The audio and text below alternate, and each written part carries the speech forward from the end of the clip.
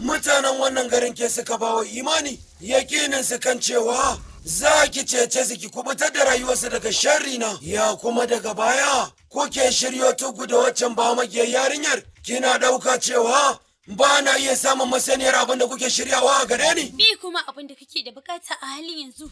Ka ɗauki fansar abin da ta aikata maka. Mutanen da basu ji ba basu gani ba da kake zalunta.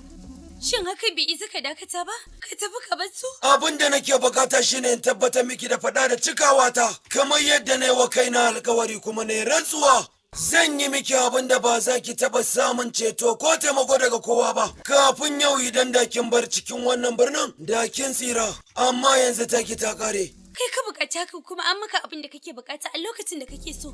Sannan ka yi rantsuwa da alkawarin